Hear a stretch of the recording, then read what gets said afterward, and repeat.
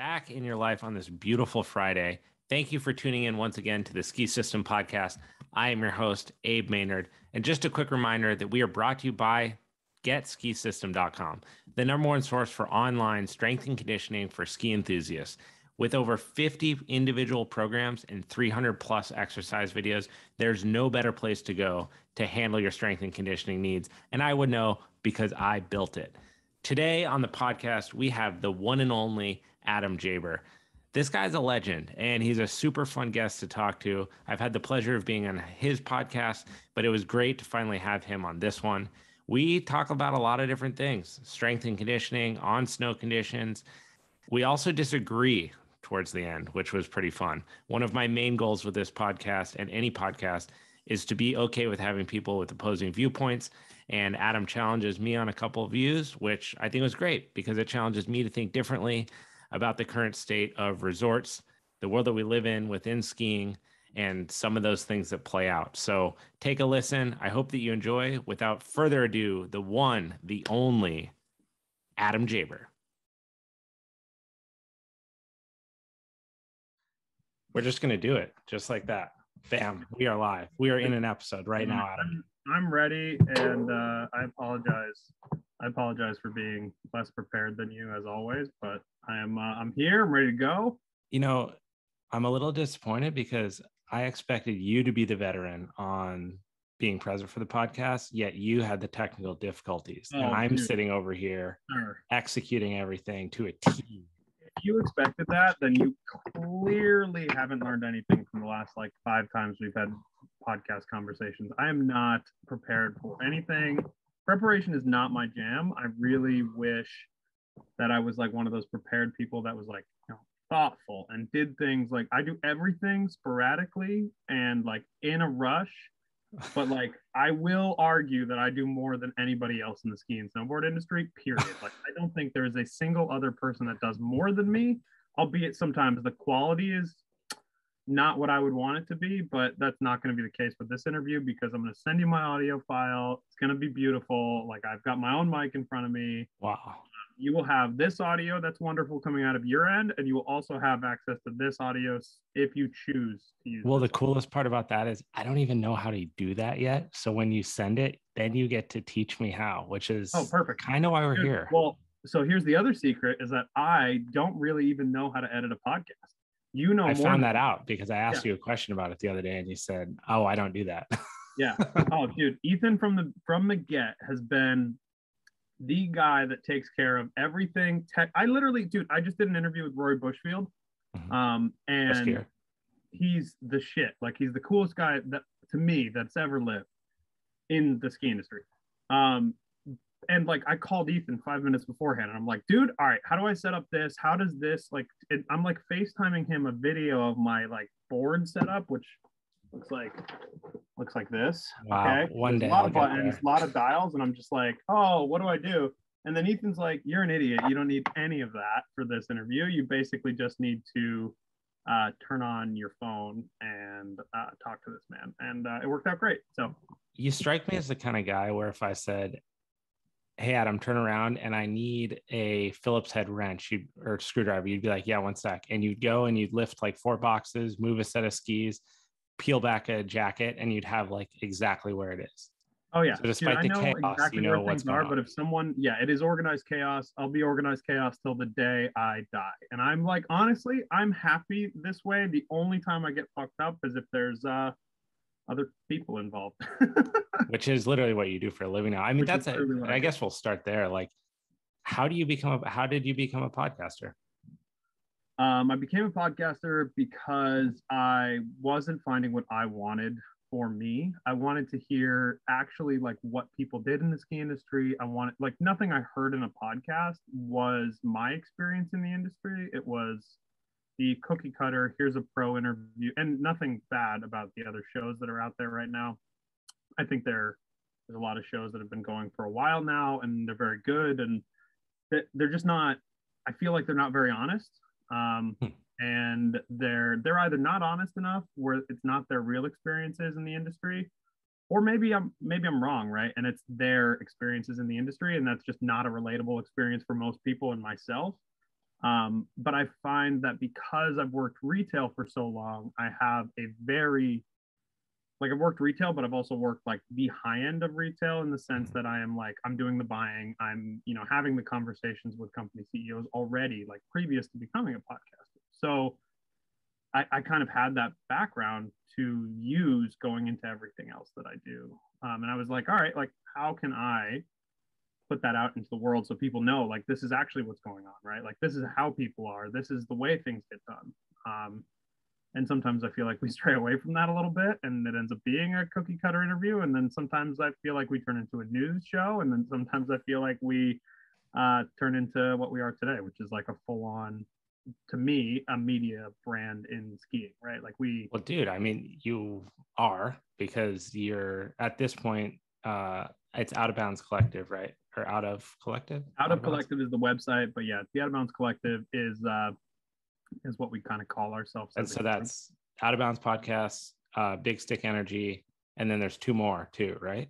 Two more, Coffee and Van Chats with John Kroom, and then somebody that I look at as my partner, basically, Adam Sauerwine, has his own show on Wednesdays, and that guy has been huge in the creation of this because he kind of like showed me that we can do this, right? Like we can do this four-show thing under the same umbrella. We can put out news articles. We can do all these other things. So I give him a lot of credit. Like he's somebody I can kind of bounce ideas off of and help out with. But yes, yeah, that's the whole thing. I mean, I think this is a special time when people are just interested in audio. How cool is that? Like when TV is becoming popular and VHS and DVD and all this stuff, and like media is moving more and more towards a visual platform, it's pretty cool that there's been this like renaissance of audio, that people are willing to sit down, not see people, and listen to a conversation. I think it's just because people are so busy though. Like I don't have time to watch an hour-long interview like on TV. I just don't do that.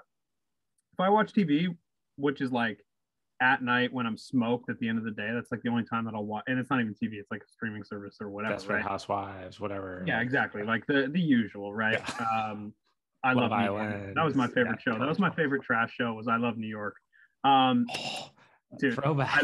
I love that show. That was with Flavor Flav, right? Flavor Flav, dude. No, Flavor Flav was first, and then she was on Flavor of Love, and then I think she got her own show, and that's how that started. So whatever happened to like the spinning off of, it was like there would be a reality TV show, and then the worst personalities from the show would get their own show, and then they would get more really shitty people on the show, and then it was like a pyramid scheme of trash TV. Yeah, and that's like the model we use over here at the Out of Bounds Collective. You're like, this guest was insane. Literally, you should definitely start a podcast. I don't know. You know what's funny is like I am the trash of the 4-5 of us, because the girls have 2 hosts. I am definitely the most trash of all of us. Like everybody else has their shit together, is organized, is thoughtful, is process oriented, and I'm just like, I'm a mess. So if anybody gets a reality TV show and kind of gets picked on, it's me for being, an idiot most of the time.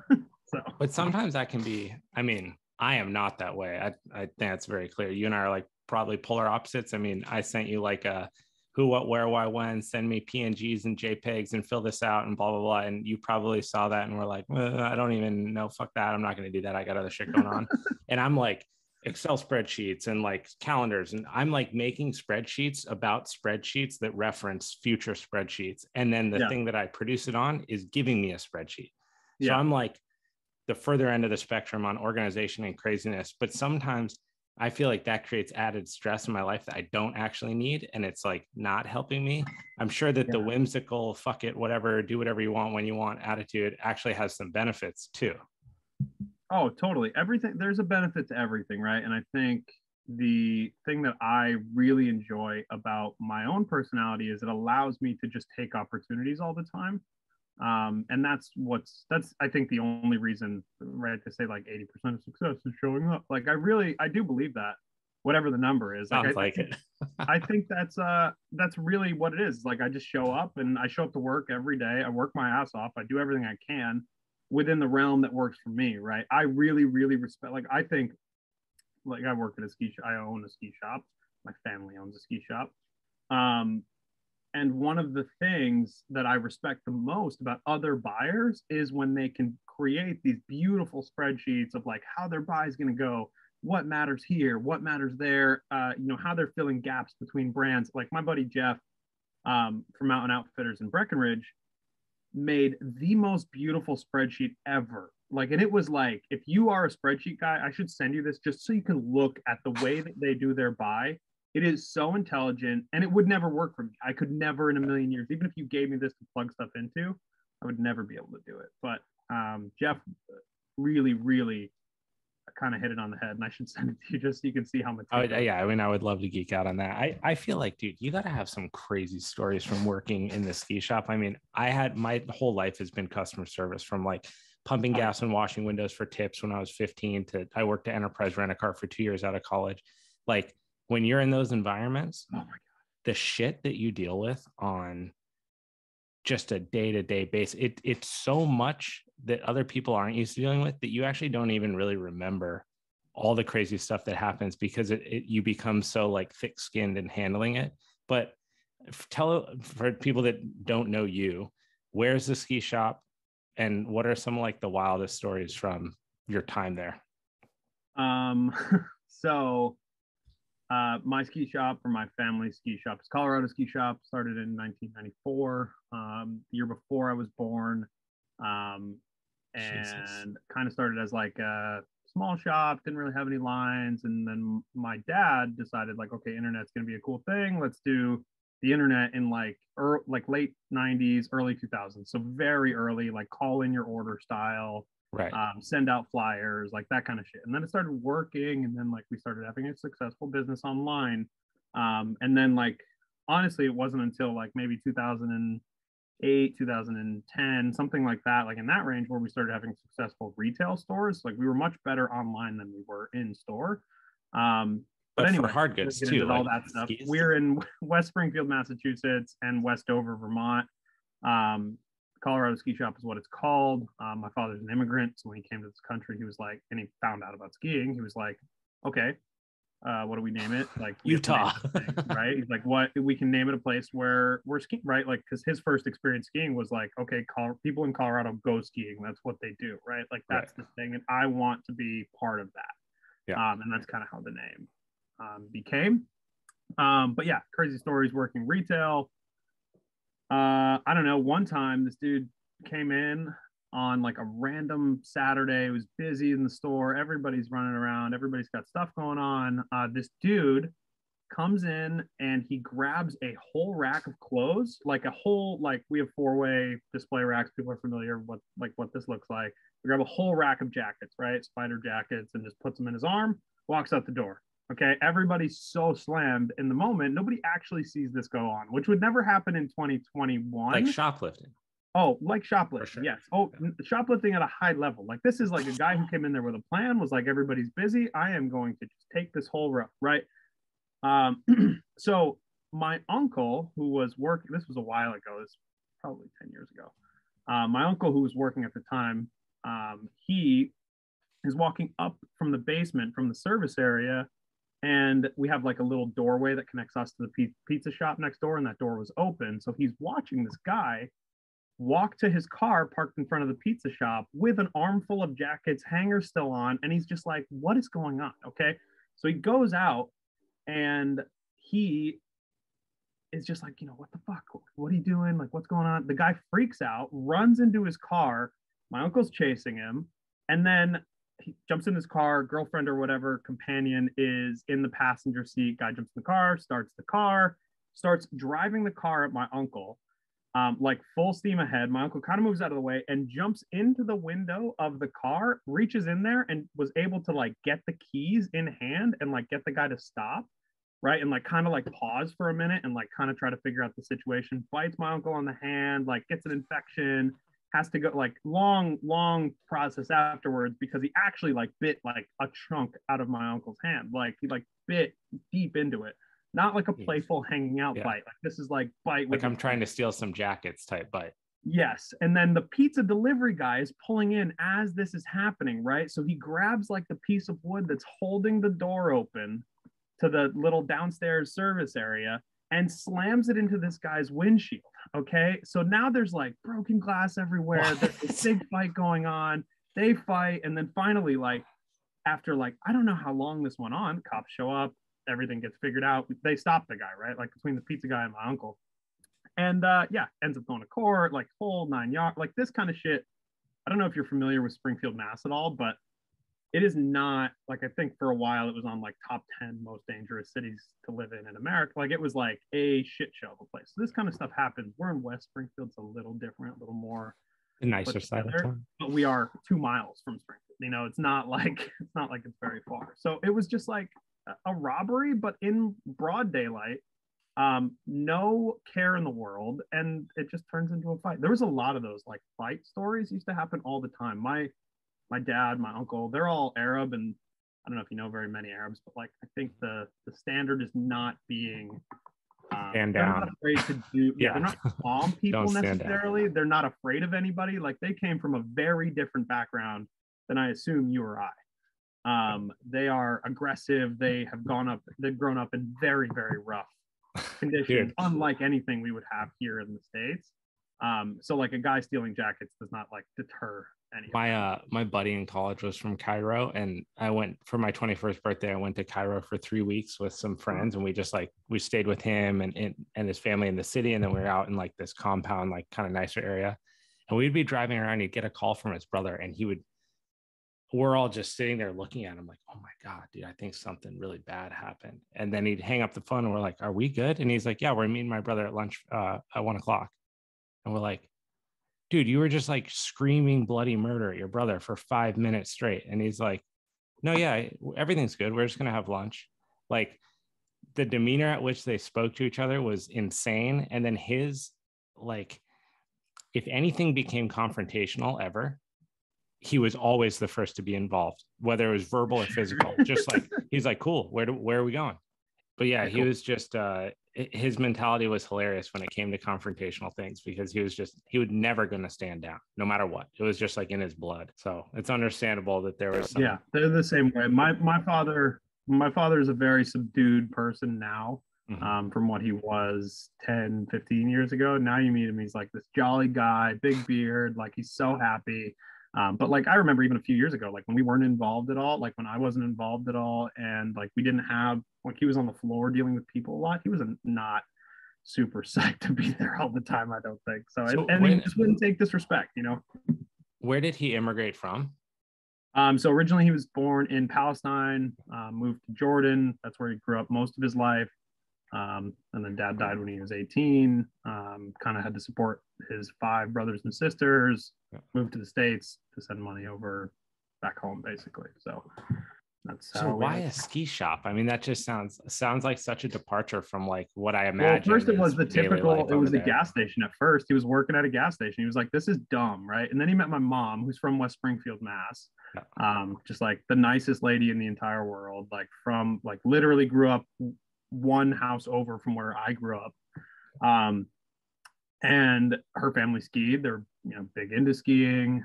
And he was like, okay, let's try the skiing thing, right? And then he really liked it. And he was like, all right, fuck a gas station. We're going to do a ski shop. And that's where we are today. Damn. So you guys, what do you guys do come wintertime? I mean, you operate throughout the whole season. You obviously do like all the tuning, everything like that. Are you guys like the spot in your town for all the retail stuff when it comes to ordering skis, outerwear, everything like that? Oh, skis, bikes, we do the whole 9. We definitely we have a presence in Western Mass, in Southern Vermont. Like, I mean, we're good at what we do now. We do well. It's a good business, I think. So how do they feel about podcasting thing? Is it like they want you to take over the store kind of thing? And you're like, look, everyone, I'm doing a podcast, or are they about it? I think that they want, my parents don't want me to do anything that I don't want to do. I have an extremely supportive family. They are great. It is like, we are all very hard workers. That is like the one thing I will tell you from the time I was born. Like nothing was ever given to anybody in my family, my mom's side or my dad's side. Everybody is just like, we work hard at everything. So I think they're happy if I'm happy working hard at something that I enjoy doing. And I'm still at the shop a ton. Like that is the majority of my time spent, while the podcast is a good portion of my income and what I do. Like it is, I don't know, it's important.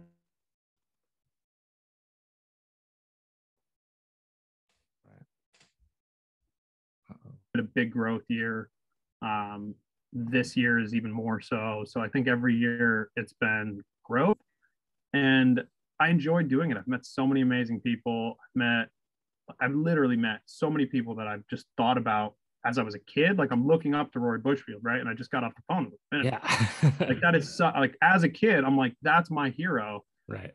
Like, so talking to these people is just insane. Like, and I couldn't feel luckier to get to do this kind of thing, and nothing I could ever do in the shop will surpass the way that I can feel putting the kind of content out into the world that I would want to put out there. Right. That being said, I love the business. I love figuring out ways to make the business work. I really like setting people up with gear. Like for a long time, the podcast was like my outlet for talking about gear and the way that companies do things that I think are dumb too, early on, especially. And even though I wasn't very good at it early on, and I'll argue that I'm not very good at it now, I think gear is very important to me overall, and kind of reducing the barrier for people that maybe aren't your typical skier is really important to me, because so many ski shops you walk into and it's judgment after judgment. It's Jerry it's this guy doesn't do this thing right. He's not, his form is dumb. His, like, you just hear so much shit about, like, I just don't want skiing to be this thing where it's golf. I don't want it to be this old white guy sport. It's not an old white guy sport. It's for everybody. And that's kind of what my goal is. And I need the shop outlet in order to be able to push that side of it. Right. Like I'm an Arab. My dad does not look like a skier. If you look at that dude, you're not like, that is typical. I saw him in a magazine growing up, and my goal is to make more people feel like they belong in the ski industry. Like more people that are whatever you are. Like the thing is skiing should be the central thing where everybody goes and they go skiing, and it doesn't fucking matter where you come from. It is an interesting thing. Like, I mean, growing up in Steamboat Springs, I mean, dude, you're talking about like the waspiest town on earth. The right. Diversity is like borderline doesn't exist. And then if you look on the mountain, you just, dude, it's super white, Anglo-Saxon, not very much diversity at all, even including like vacationers, travelers, stuff like that. But it doesn't make sense. Like obviously from certain like socioeconomic standpoints within the town, you see that like where that could happen, but the sport itself, like the demands of the sport, who can enjoy it, access to having a good time, like while you're on the mountain, everyone should be able to do it. And anyone that does go skiing, they love it. So how do you make something that is so wonderful available to more people in more places outside of just the people that live in Vail Mountain or just the people that live like in Old Town Aspen kind of thing? Right. And I think it's really hard. I mean, it's one of the things that now everybody is trying to talk about it and push it. And it's like, they'll just put out a new program to get inner city kids to go ski. Like, that's cool. Mm-hmm. It's not enough to me, because they're supposed to be the leader in this category, not like another follower that's just like doing things because it's trending online. Like acceptance and positivity towards everybody's, wherever they come from is a new thing. Like it's really recent in skiing, where growing up, it was not a thing, right? Like, I can't tell you how many people were like, why do you go skiing? Like, why? You're like, Arabs don't ski. Do you even know how to ski? Do you know how to swim? Do you know how to do any of these things? Like, it's not, this was like a constant in my life, right? And my mom, like, so I can't imagine for somebody else, that's coming into the sport, not seeing people like them. It's very difficult. So what do you think starts to like break down that well, maybe from an access point, like you talked about, bringing like inner city kids onto the mountain to have an experience, and then trying to create an avenue where they can repeat that adventure or like continually return back. But where else do you see areas where that could be like demolished and more people could get exposure? Well, I think it's really difficult to do, because right now there's like part of the issue is, and I see this comment all the time whenever I post about inclusivity and these kind of things, I see inevitably somebody comments and goes, well, we're not stopping them from going, right? Like I understand that you're not stopping them from going, but why would I want to go skiing if it costs a lot of money? Nobody I know does it. Nobody in my circle does it. I don't see anybody on the hill like me doing it. Why would I care to go do this thing that costs a shit ton of my hard-earned money when I could just go play basketball or soccer and it would cost nothing? Okay, like it realistically, to be good at soccer, you can start from zero and go to whatever. It is way harder and almost impossible to do that in skiing. And what's funny about it is skiing is like the sport where you actually don't know the color of somebody's skin. You have no idea. Everybody is covered head to toe. You have no fucking clue. Okay. But somehow it is the most divisive of many of those sports. Like it is just not, and it's because of income. It's because of who they see, like who they see on the hill. It's because of just the way that the culture is. And it's fine in a lot of ways, right? I don't want to change everything. There's so many parts about skiing that I love. That's why I'm here. Right. But there's certain things that just it just needs to be able to be more accessible. Those programs in school need to happen more, right? Like it needs to be cheaper. The companies that are at the top need to figure out a way to get more people involved in skiing, and not just from, the prep schools, right? Every prep school seems to have a ski racing program. Every inner city school definitely doesn't. So those kinds of things are where a company like Vail can make an impact, where a company like Icon or Altera can make an impact.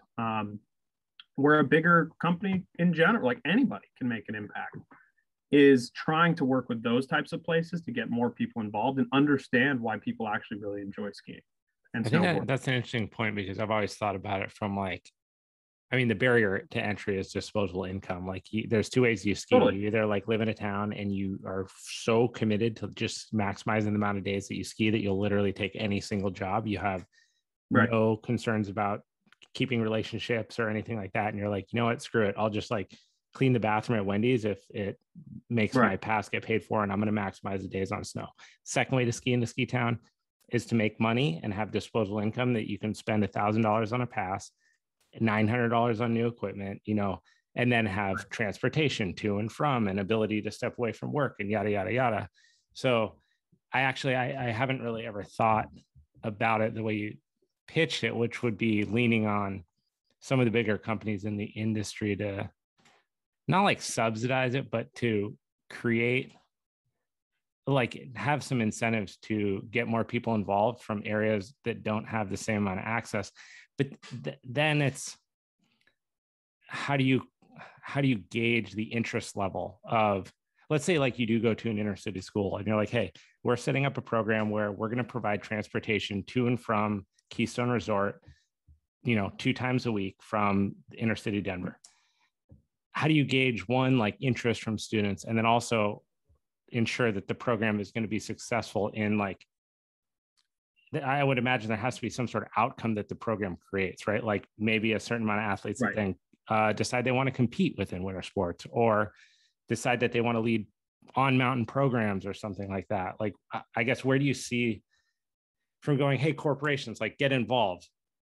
What does that actually What's their benefit? Like, is that what you're asking? Not what's their benefit, but how do you see a company like Icon or Altera getting involved and actually like boots on the ground making that happen? Well, I think there's a lot of different ways that they can get involved. One of the ways is, like you just mentioned, like having a program where kids can go ski at your hill for minimal cost, right? It doesn't even have to be free, and it doesn't even have to be that cheap. It just has to be clear as to why they're doing it, right?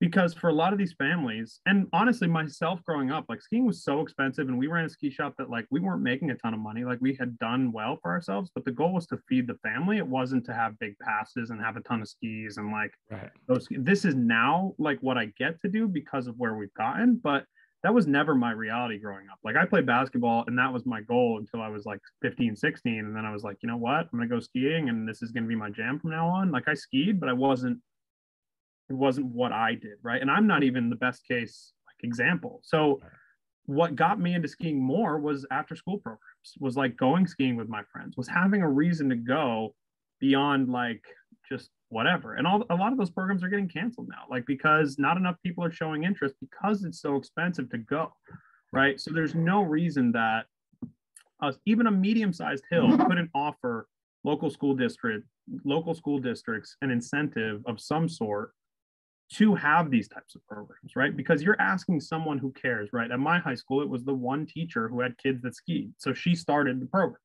right? And she pushed the program. Her kids don't ski anymore. And now, like, the program's kind of going away because there's not a lot of interest because it's costing $1,000 to go ski Jiminy Peak, you know? Like, Jiminy Peak is 800 vertical feet. It's not exciting. And to tell a kid, hey, mom, I need $1,000 to go skiing and I need gear is crazy, right? Like that's like, and I don't even know how much it costs now, right? I just remember it being like $600, $700, $800, $1,000, whatever it is. That is like an unfathomable. I can't imagine going to my parents and being like, now as a grown man, and going to my parents and being like, can I have $1,000? Would be a fucking crazy thing to do, right?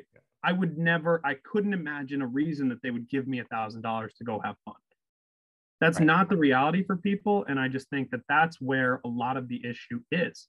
Because like you said, you can work your ass off and go and like live in a ski town and work at a Wendy's. But if you're someone who doesn't know people in that side of the industry and you don't know what skiing even really is about and you don't understand skiing as a culture and at its core, why would you do that? You know, like why would I go and be miserable working at a Wendy's for this goal of going skiing if I didn't even understand what the reason for participating in this sport was, especially in the beginning? Like we're not all good skiers out of the box. I mean, almost nobody is. Like it's really hard to get good at. So because it's not just your athleticism that makes you a good skier. Right. So that's where it becomes an issue for me. I want to see people, I want to take down some of those barriers, right? Like that's kind of my goal in this industry for now until I achieve it, and then we'll move to something else. Like my goal is definitely to see some of those barriers reduced so that people have a reason to want to go skiing. And that's beneficial to Vail, it's beneficial to Icon, it's beneficial to me, it's beneficial to you.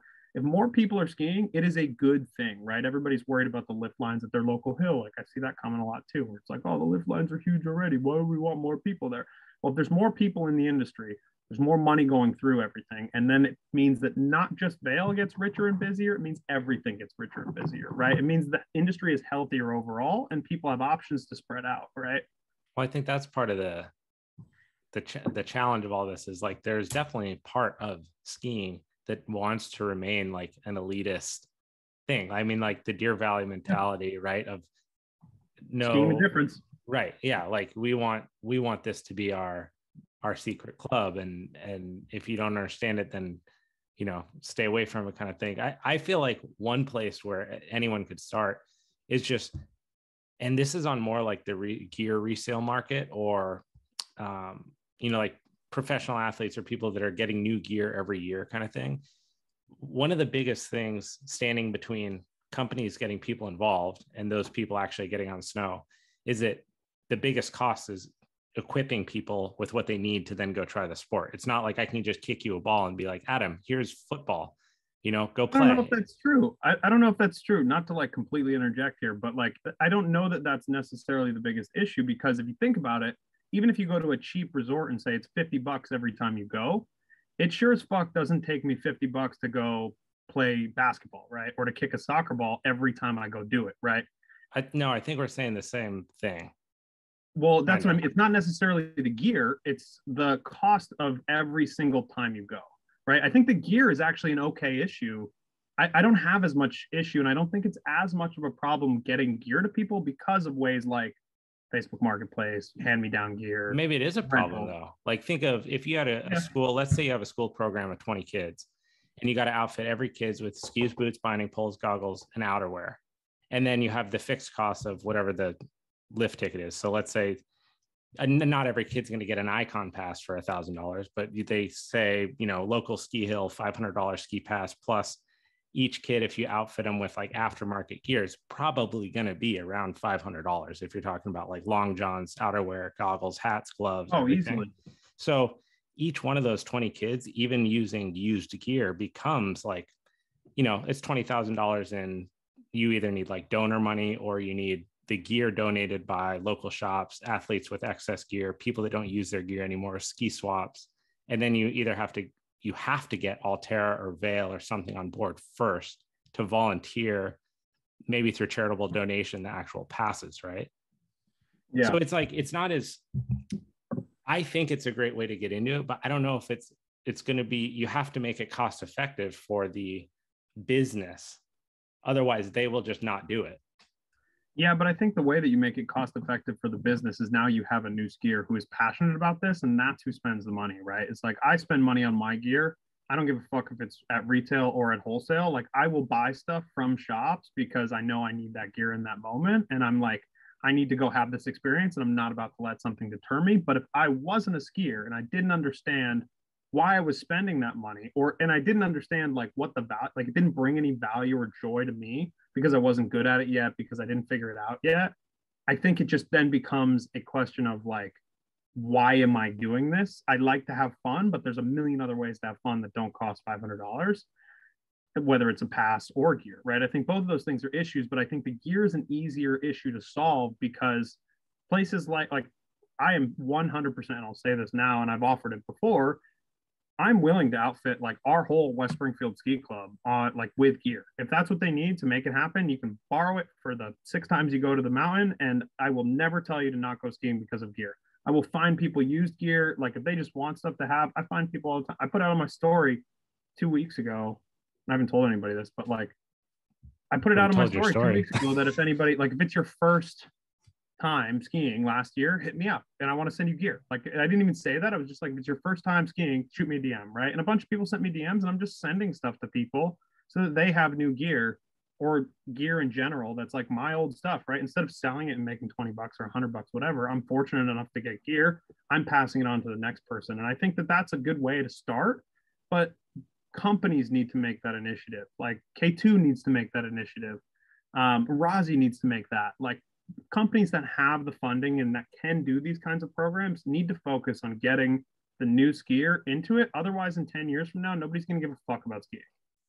Other than the people that care. I think that is a point that we're definitely going to be faced with, like in the next decade. I mean, this is, in my eyes, the first time that like a generation's gone without a ton of people getting involved on the same scale that they did the previous generation. So you're seeing that's going to affect ski shops all over the country, right? Especially ones that are not like big box, like Christie Sports, stuff like that. Right.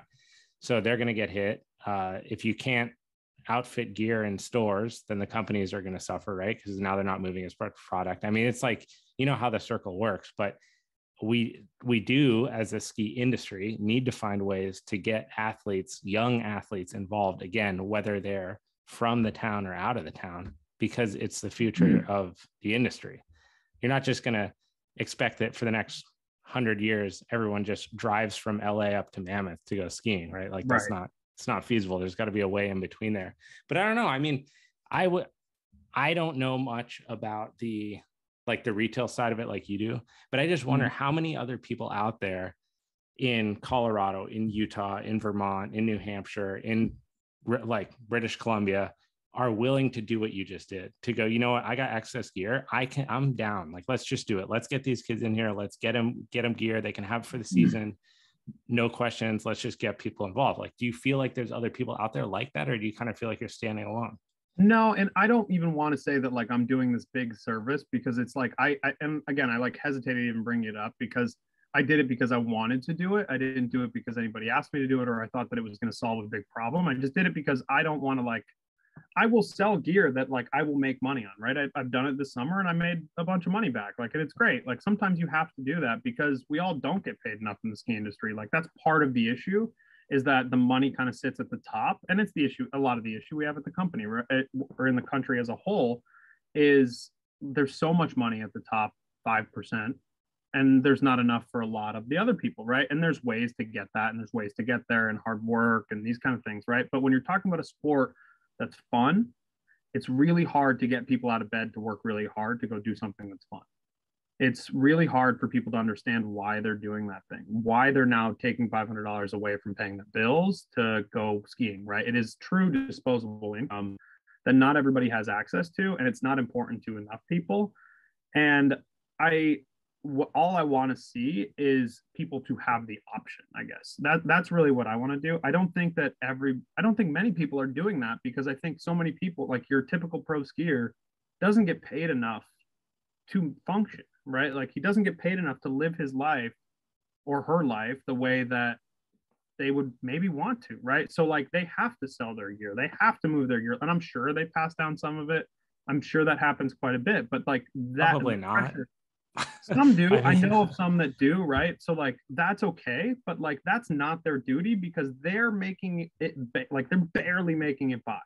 Okay, like they're not pro skiers, unlike pro cyclists or some pro cyclists, some pro basketball players, some pro NFL, like they're not making that money even at the top level. So it's really hard to be like, oh, you don't make a lot of money, give this to somebody that doesn't make a lot of money also. Like it's hard for that conversation well, to the happen. companies aren't making that much money though either. I mean, the ski industry as a whole is suffering like crazy It from is an outerwear definitely, standpoint. but the thing is like there are those big companies that are making those money. That You mean like that. parent companies, like I mean, Maven parent or companies, something exactly. Like, look at what K2 just did. K2 just shut down Full Tilt because it just made more sense for them financially to do that. So they kill off a brand entirely and add it to their current collection because they can, right? They can do whatever they want and they have the money to spend. It's just that they have shareholders, they have other things to worry about. That's where a lot of the change needs to happen, is at the top, because otherwise everybody just kind of ends up in the same, I don't know, in the same problem. Like everybody's here together, like talking about we don't make enough money. There's not enough money in the industry, but like there are people getting paid. Like people are getting paid, and the ones that get paid are the ones that ask for it, and the ones that try. Those guys get paid more than others, and it's just like, while we're talking about pay, it's like nobody talks about what they make in the ski industry, and people don't talk about it enough in general. Like you can be totally taken advantage of as an athlete, as a media member, as a content creator. If you don't know what the next person is making, you don't even know what to ask for. You don't know where to start. You don't know how much what your value is. There's not like you can't go to a spreadsheet and be like, oh, here it is. Like, here's the spreadsheet of how much. But I'm sure like here's their value. Athletes don't want to disclose that either, because they don't want to Some give up their do, bargaining but power. some don't, because they're not making enough, right? Like some want to be like, they want to live that pro lifestyle, but they don't want to admit like they're making 20 grand a year, right? Chris Davenport told me one time that you're not a pro skier unless you're paying all of your bills on skiing. Yeah, show me, and maybe a handful of people in the world. And there's like, exactly, maybe. Right? There's like a few dozen maybe that are paying their bills on skiing. I just talked earlier today to Matt Ladley. He's an X Games gold medalist snowboarder, but I grew up with him, and he works with a company called Icon Source now. They basically, they take brands and they pair them with athletes. So like if you're a smaller brand that doesn't have like the pull of a Nike or an Oakley or something like that, and you want to get like contractual obligations with actual athletes and they want the same in return, the same way the Airbnb functions between like the buyer and the owner and the renter, they function between like the agent and the brand and the athlete. And so they're actually helping athletes like this make money while they're not number one on the podium or not Red Bull's number one athlete getting a crazy paycheck. So it's actually kind of sick, because they're trying to basically actively solve this problem. It's like, how do you incentivize people to take a risk on themselves, pursue their dreams, go do a sport that they absolutely love, when knowing that on the flip side of it, the likelihood that they actually earn an income for the rest of their life is super low. I mean, World Cup podium, when I was skiing moguls, like if you won a World Cup, you're the best in the world, $5,000, and you're not allowed to take like any endorsement from anyone, because if the team, if the brand that you ski for isn't in the FI or the US ski team pool for like contracted brands, then you can't represent anything. You can't take any money. So not only are they like not making money, but then their ability to earn money of the few things that they represent doesn't exist.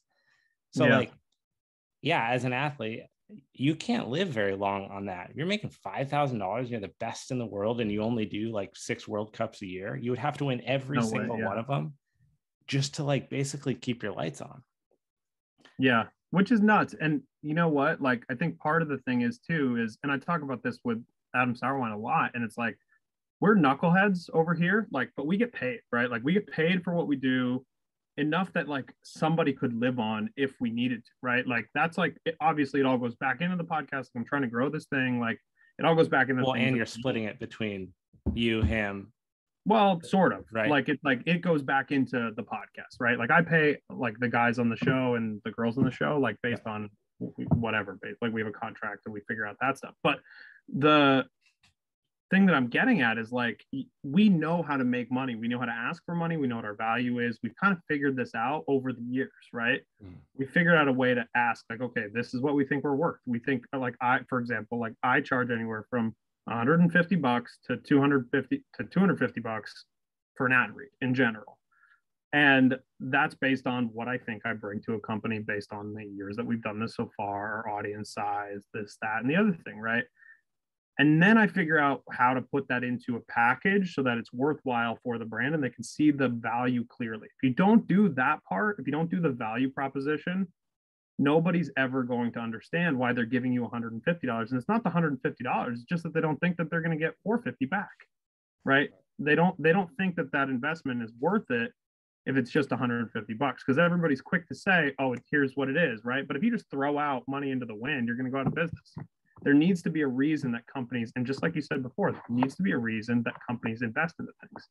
And one of the ways that they can invest into athletes is like athletes showing them why they're worth it, right? Like if an athlete has a certain personality type and it aligns really well with a brand, your pitch should be specific to that brand, right? Your pitch should be, all right, vitamin water, I want to work with you because I really like taking vitamin, like whatever the deal is, right? Like whatever your personality types are, take that and use that to your advantage. I think right now we're in the super special time for like with the way social media works. And I was actually just having this conversation like an hour ago, but because of our individual abilities to create an audience within our whatever your followers are or whatever it is across any platform. So maybe it's Twitter, Instagram, Facebook, whatever channels you like to communicate your message and be creative on or whatever, you can create a small, really focused group of people that are bought into the thing that you do, whether it's they enjoy your sense of humor, they like the rawness of the podcast, they like that they can go on and listen and it's no bullshit. You're just going to say the way that you feel and it's based on real life experience.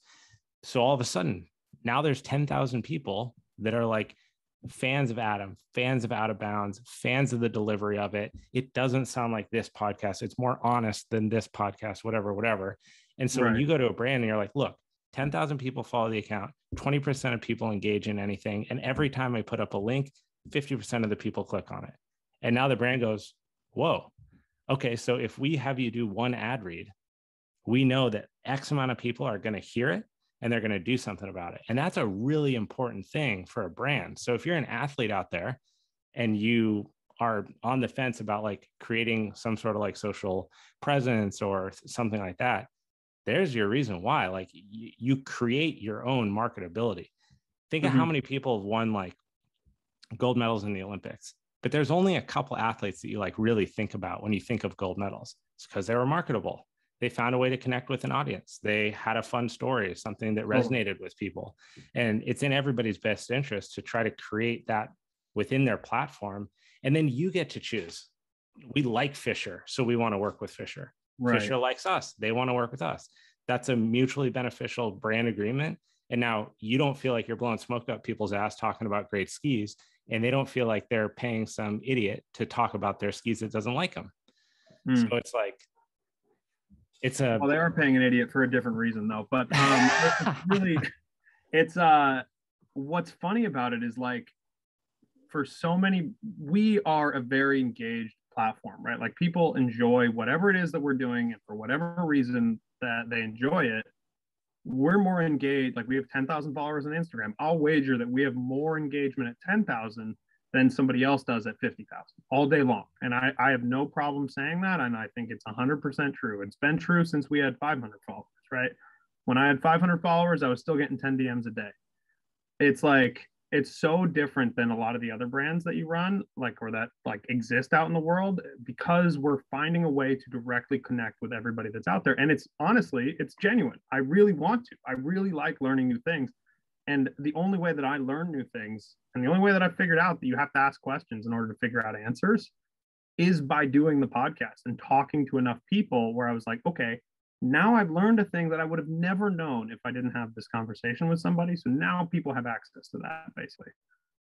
Yeah, it's a special medium. It's one that I've definitely started to enjoy. Like it's one fun to talk to people because no matter who you're speaking with, the opportunity to learn something new is always there. So even if Yeah. it's someone like you, like we've had several conversations now. I've never thought about companies within the ski industry giving back to try to get, for example, underprivileged kids to start skiing or something like that. Right. You just, whether you agree with the things or not, you're exposed to more viewpoints, more ideas, more themes within the industry that we like. Right. And then that changes how you feel about it and how you interact with it.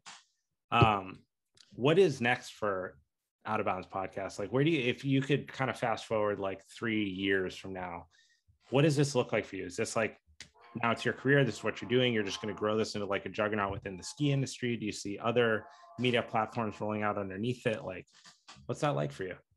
I think for me, my goal is to be like the biggest platform in skiing and the outdoors. Like that's my main goal right now. I'm a very goal-oriented person. Like I set a goal and then I go to the next goal.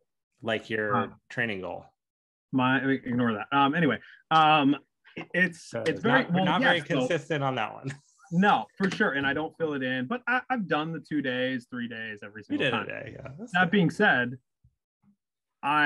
my goal is to be the source for people, not me personally. I really, if you can't tell, I'm a very self-deprecating person and I really don't give a fuck about like the me part of it. It's not what makes me happy. I just want to feel like I did something for others.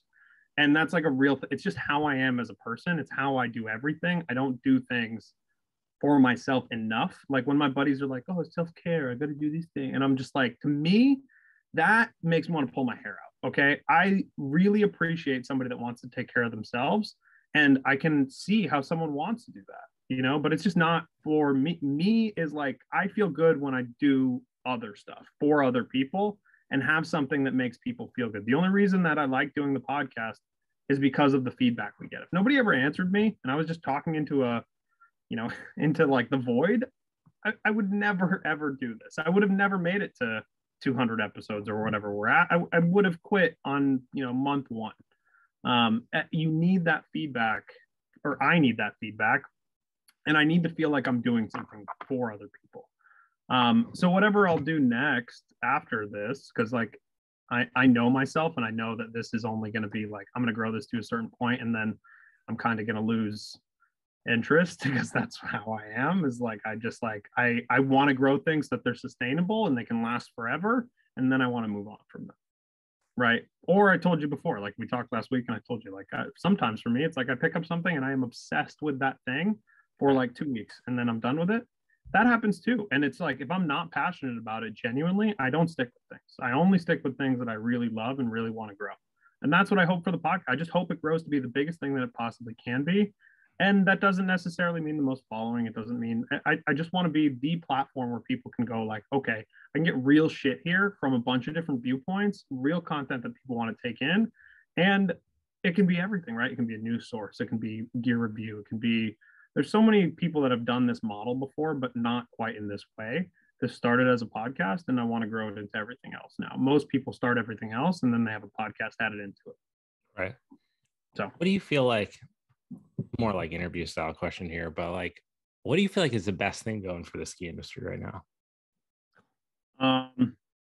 Alpine touring, I think, is the best thing going on for the ski industry right now. I really do. I think that it is a way to, it's a way to fix the cost issue that we talked about before. If you have snow in your backyard, you can get a pair of touring skis and go skiing. Right. That to me is huge. The prevalence of that is really, really important, albeit some of it's very dangerous and much more in depth. And but it's beautiful. There's a certain part of touring that is like free, right? You don't need the lift, you don't need the stupid lodge, you don't need like all the idiots sweating on you in the bubble lift or whatever. Like it's just like you just get to go and do whatever you want. That's skiing. Kyle Smain equated it to like mountain biking, like the freedom you get from trail riding is like you can only kind of access the top of it by doing it unless you have like a helicopter or something, right? So like it's reserved for the people doing the thing. That makes it special. it's away from things, like you're not riding your bike and also looking at your phone at the same time. So you're like truly present in nature, experiencing it. And then it's fucking fun, man. Like you get to rip downhill too. So, and it's a workout, right? Like, I mean, it is like you are getting a real workout ski touring. I don't know how much touring you've done, but like it is, it's pretty, it hurts, man. Like it's painful in the good way, in the way that like we all strive to get, like after ripping all day and you're like, oh, I'm so tired, I could pass out driving, right? Like that feeling you get in like an hour and a half long tour, right? So that part is really exciting to me that this sector is growing in a way that the gear is improving fast, because we saw the gear improve really rapidly in like 2008 or whenever Rockford skis came out. That's when stuff started to change for the ski industry to me. Gear became easier to use, became more accessible. There's a reason for people to buy new gear because it's actually better, not just because their buddy said it was better. It actually was better. Alpine touring gear is starting to do the same thing where like you have bindings, like as many issues as they have, the shift is, it is a binding that is accessible for doing both, right? So you can buy a shift, you can have a setup that will truly do everything on resort and off resort, and you'll be totally fine overall. So I think that's what the best thing is right now in skiing. There's a lot of terrible things in skiing, which is my next question. That I've kind of figured. What's the worst thing going? The conglomeratization of the ski industry is the worst thing happening. To me, and like, it's not even close. Like that's the worst thing that's going on, is that Vail can buy whatever they want, and Altera can buy whatever they want, and Powder can buy whatever they want. They can just go in, and your local ski resort that was this way is now what they say it is, and they just take out the people that don't vibe with that program, and they put the people in that do vibe with that program. That's typical big corporation stuff. And I don't want to be the guy that's like whining about corps all the time, but like it's fucked up, man. Like there's some shit that's like, this should not happen in a sport that claims to be so free and fun and about like, having a good time. Like this is not a good time. Like if you're waited in a lift line at Mount Snow last year, or you waited in a lift line at Vail last year, or you waited in a lift line at Whistler on a powder, like there's something going on that is not okay. So that's okay. This is a little confusing then, because it sounds like you're saying that the complaint from the conglomeratization, aside from like the little guy being swept out of the ski town, is like the traffic. But then traffic is good for the sport in terms of exposure. No, traffic is good for Vail's pockets, or it's good. I'm using Vail because it's an easy word, right? Like everybody knows Vail. It's, you can pinpoint Vail, but it's not just them. It's everybody that does this type of thing. They are definitely the biggest culprit, but it is what it is. I want everybody to be able to go skiing, but the problem is Vail has made it cheap enough to get a pass to go to a Vail resort. And because they own everything, they can make it cheap enough for you to go to XYZ. And then people only go to XYZ. And then it makes the lift line problem worse, the traffic getting into the resort worse. It makes travel and the way don't live there worse. It all across the board. Are you frozen? Am I frozen? You're frozen, but I can hear you. Now you're back. You're back. Yeah. Taking this thing, you're saying that you're making it cheaper, but all you're doing is devaluing the experience overall. Yeah, but right? but you can't have. Okay, so not to create an argument here, but no, I love argument. I am so down. I'm ready. You, on one hand, you want more people in the sport, exposure, and cheaper costs. So like if we're talking about barriers to entry, cost is, let's be honest, cost is the barrier to entry. Like if you're someone who doesn't have income to spend on skiing, you're thinking about it, and you look at the price of a ski pass and it's $1,000. And then now, because of Vail Resorts buying everything, that pass is $800. And like you said, more people are buying these passes because they're cheaper. So what if they all go to the same place? Like that's unfortunate for that place, but now you're having more total people involved in the industry, and that's better for all the brands. Sort of. So yes, it sucks for us. Like if I'm Ski Town Abe, I'm like lift lines and fuck this, but I don't go to those places when it's busy. I don't ski on the weekends. I don't talk about myself in this situation because I don't matter here, because I don't pay for most of my passes, with the exception of I bought a Magic Pass this year. I bought a Berkshire East, which is like the local hill pass last year. Like I go out of my way to buy the small pass, but I've bought an Epic Pass before, and I can tell you what ends up happening is the days that you go there and it's like, I want to go there to use my Epic Pass on a Saturday or a Sunday. The place is mobbed. You don't actually get to go skiing. And the experience is not the same as going to someplace else that isn't on an Epic Pass, right? The problem for me is that you're right. Like, it is cheaper to get an Epic Pass than it is to get a single mountain pass at a lot of local resorts. It 100% is. And that's why it's the biggest problem, because they are baiting people into buying these passes by making it cheaper so that nobody buys the local hill pass. They don't buy their, because it doesn't make economic sense, right? So everybody will go. Does it even make consumer sense? Like, all right, if I live in Steamboat, I want Steamboat, Winter Park, Aspen, Vail, maybe Beaver Creek, Keystone, and Copper. It doesn't make sense for a skier, right? Like it doesn't make like sense. I want the cheap. That's awesome. Colorado. I can get a cheaper one and I can ski all the mountains. That's great. 100%. But the reason that is because Vail owns it, right? They can offer or Icon owns it, whatever the brand is. They take it together. So now they own everything bit by bit by bit. But like, you don't who have cares? other options. Who bites the bullet? Like, I'm not seeing the problem. I'm seeing cheaper entry costs, so like lower barrier to entry for people that have never skied before. I'm seeing more mountains that I can ski as a skier who has the pass. That's a positive. And I see maybe smaller mountains that otherwise wouldn't get the traffic are getting bought out by bigger mountains that can handle the traffic and the infrastructure. And so that's a positive too. And the companies that are getting bought out. I agree with the first two. I agree with the first two for sure, because you're right. Like, that's just the system that they've created, and it's a bigger system. You can't just hate the system because it's a system. And that's not what I'm saying at all. But what I'm saying is the biggest problem is that now there's not options for people. The option is to buy a Vail Pass, to buy an. Aren't there now options? Like, isn't I think it's called the Indy Pass, right? Like, isn't that more of like Indy's brand new? And you get 2 days year, right? beach hill. Okay, that is a great option. And I'll push Indy till the day I die, because I think Indy is a phenomenal fucking option for people because it's cheap and it spreads people out. But the difference is Indy doesn't own any of the resorts that they're involved in. They are just a partner with all these resorts. So they now bring traffic to the small resort. That is, in many ways, especially this is a huge issue in New England, especially because places like Magic, places like Cannon, places like that, the skiing is just as good as skiing at a Mount Snow or at a Stowe. It is undoubtedly, like, it is as good. Maybe not as much infrastructure, maybe not as much money, not as fancy of a lodge, but the skiing is just as good. They just don't have enough, like, they don't have the same amount of money. So what ends up happening with Indy Pass is they now promote a way for you to go to these resorts and it not be expensive, right? You can go 2 days at each one and you can explore all the different resorts. I think the Indy model is phenomenal. And I actually don't think Icon is that terrible in a lot of ways too, because they don't own every resort.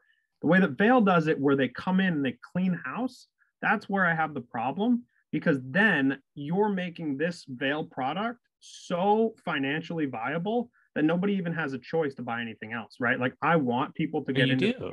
You have all these other choices. You have Indy, right? But Vail, you have a choice for now. But what I'm saying, the direction. You have Indy, Icon, and Epic.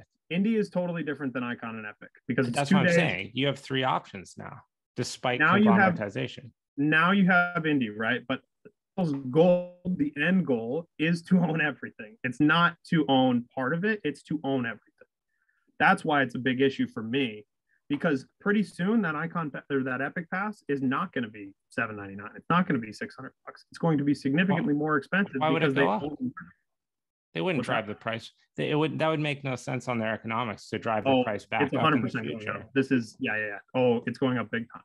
It's going up as they choose, and they control the market. So every year, and you may not have noticed it, but every year over the past 4 years, their pass product has gotten more expensive slightly. You can check me on this. I would check that because I'm pretty sure it's gone down. But I haven't. It went down this year to promote people that wanted to promote that they have a pass offering. But every year, and actually up until October 15th, we'll see what happens with the preseason push. But it's gone up in price every year, because they've had a cheap pass option, right? Now they used to do this thing, especially, and again, my base is New England. I don't know what they do for Colorado passes and options and stuff like that.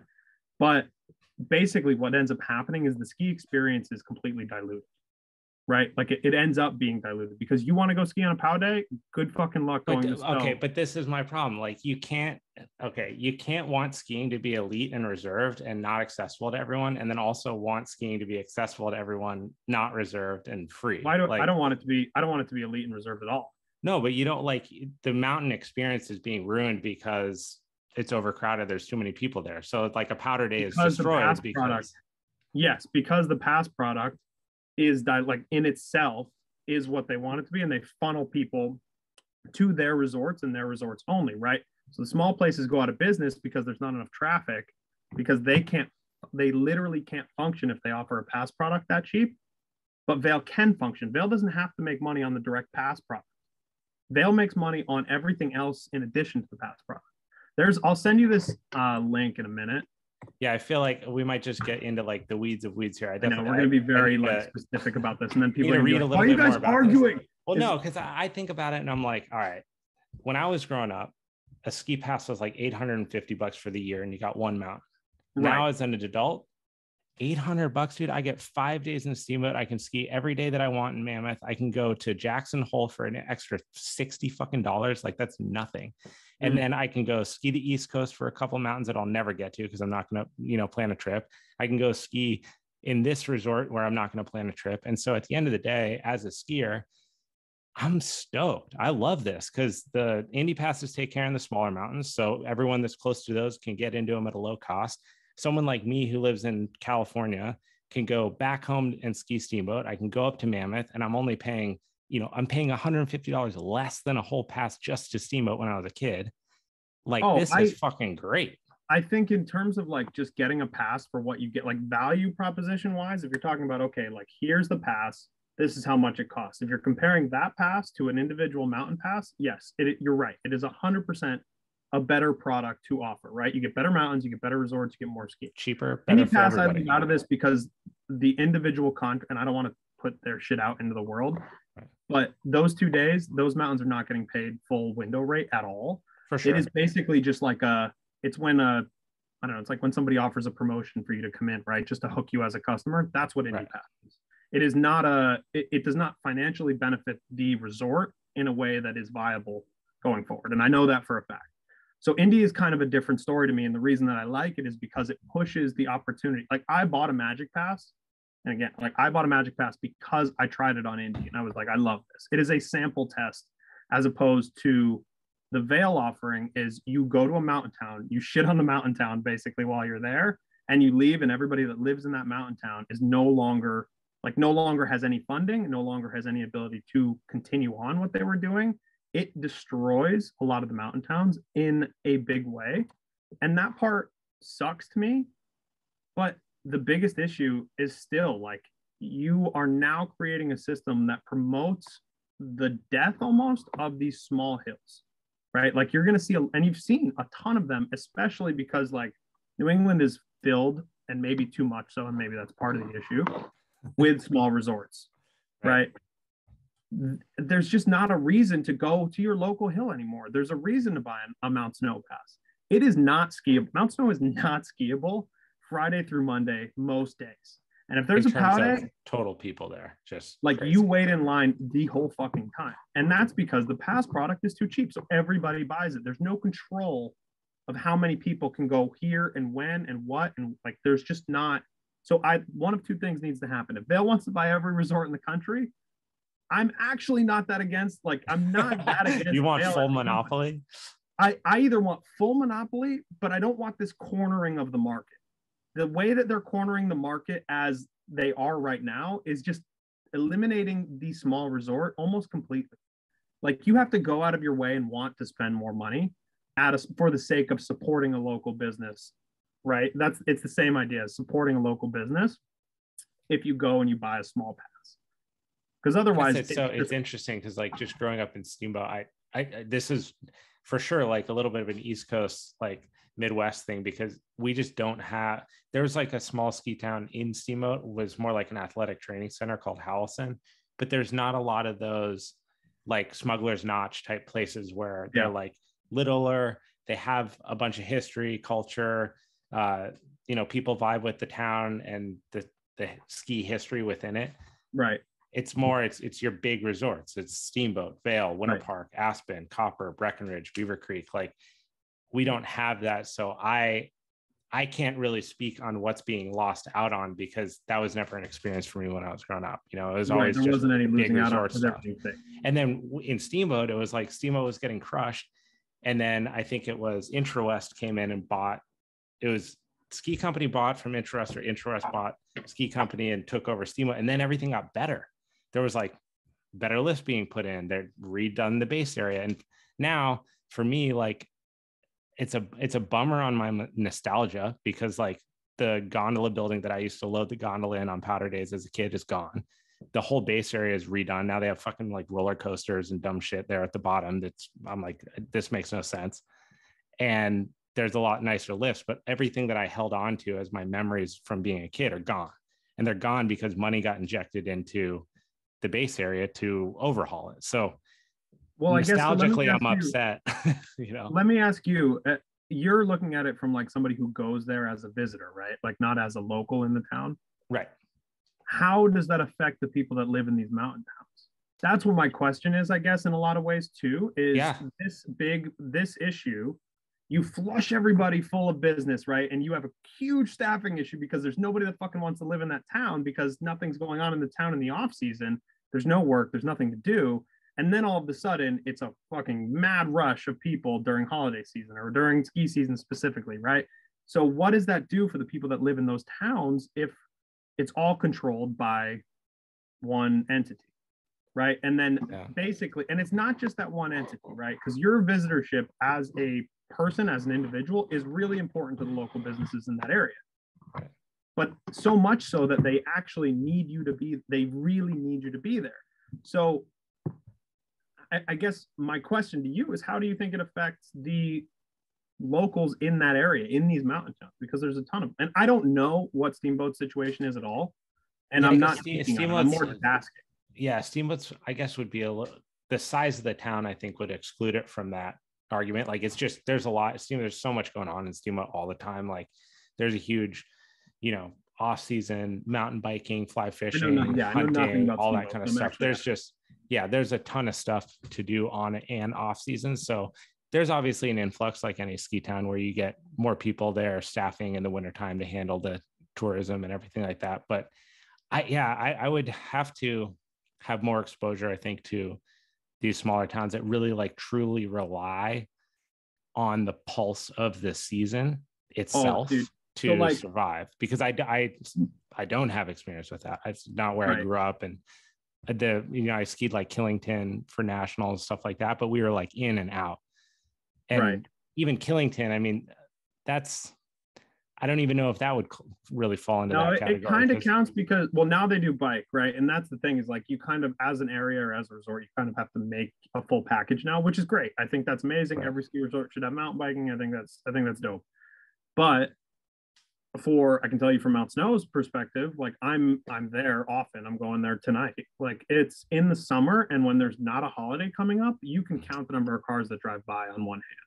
And then so you go from like having to give someone a job where you're paying them for no reason, where nobody's coming in, as a business owner, right? You look at it like that. Nobody's coming in. Why are we going to open? Why would we do anything? Like, why would we pay a guy to keep the lights on and function and keep the business progressing if nobody's physically there, right?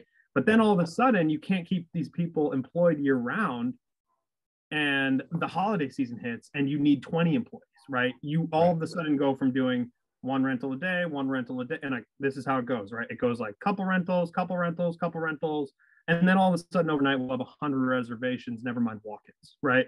So you go from needing to staff nobody, right, to needing to staff everybody, and everybody needs to be trained, and everybody needs to figure out a way to make this whole thing work. And skiing and ski teching and even rental shop, it's not a job for it. Like, it requires some commitment to it, right? Like, you can't just hop in and do it in a lot of ways.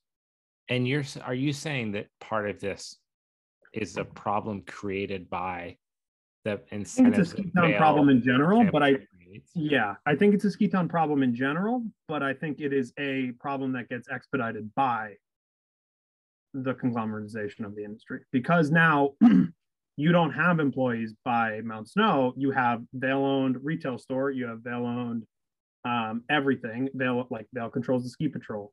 Vail controls who shows up to do everything, and that's fine. It's their business, right? But they are controlling it from the outside.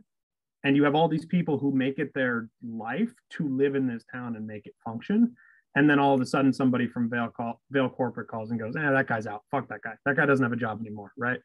That's really one of the bigger issues that I just like, that bothers the shit out. Like, it really bugs the shit out of me. There was a big issue with Ski Patrol at Hunter last year where they were just like, yeah, we're not doing this anymore. Like, we're out. So what happens then, right? Right. Like, what do you? It would be interesting to have someone on from. I mean, I don't know how you get someone from like Vail Resorts to come on a podcast, but I did already. I had you did like 2 years ago, last year, and then he got fired when Vail bought him. Right, like he got fired within 2 months. He came on, did the interview, and then actually didn't get fired because it's the wrong way to say it. They gave him a choice. They were like, you keep your job like this, or you leave. Like, or we'll, you're done. Right. And he was just like, this is not going to work for me. Like, it's just, they didn't give him a real option. I know 5 marketing professionals personally that lost their jobs last year because they were given an option that was basically an option that didn't work, like, at all. Like, they would have to, life would be over basically for the same pay, and it just wouldn't work out. So it's a very interesting situation. It's very complicated. And I don't want to sound like it's as complicated as like Bill's big bad book. Like, that's not what I'm saying in any way. I think there's a lot of things that Vail does really well. I had a conversation with somebody high up in Vail like 4 weeks ago about diversity in the ski industry, how they can help, like this kind of stuff. Yeah. But they just aren't doing enough to do to take care of everything and all the problems that they're creating by growing to this scale. It's such a hard thing to navigate that, like, I'm not, yeah. And again, I'm not saying I'm the, like, I've got all the answers. I'm 26 years old. I'm a fucking moron. I'm in my basement. Like, I really don't know. Let's call a spade a spade. I don't know what all the answers are, right? But like, I know this can't be it. But there's got to be more to this. You can't just like, it's like you can't just show up a place, take everything from it, and then fucking bounce. Like, that's like, take what you want out of it and throw everything else out. So yeah. It's interesting too. I always laugh when I gripe about the ski industry because I'm like, of all the problems in the world, right? Like, yes, how big is the problem? Such a small issue. How big is the problem of like too many people have ski passes? Like, yeah, I just feel like I'm barking up the wrong tree when there's like real problems that people are facing that are like life threatening, or they're, they're community threatening, or things like that, where it's tough to. It's frustrating to see things change, but I also get caught up on how much weight I should put on that relative to other things that are going on, Yeah. I don't know.